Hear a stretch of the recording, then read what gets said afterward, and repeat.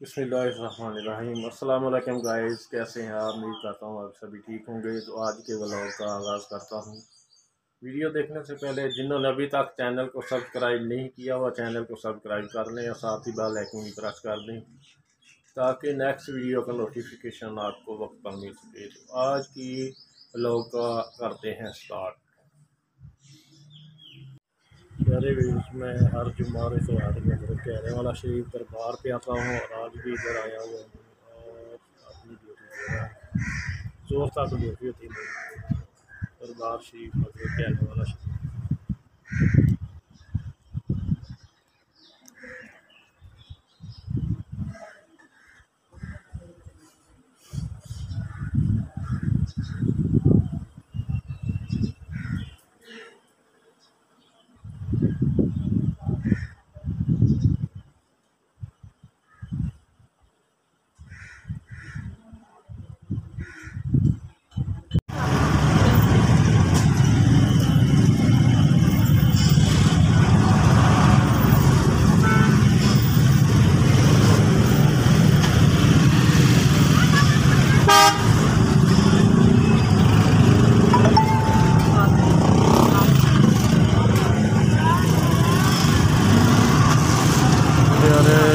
इस वक्त नाली पर पहुँच चुका हूँ अपनी गाड़ी के अंदर कहने वाला शरीफ और मैं इस वक्त मेन बाज़ार वाले चौक से गुजर रहा हूँ जखा शहर में से।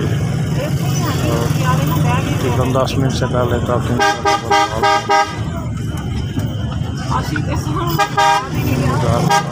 चौक यहाँ पर सवारियाँ चिंची कर बैठ कर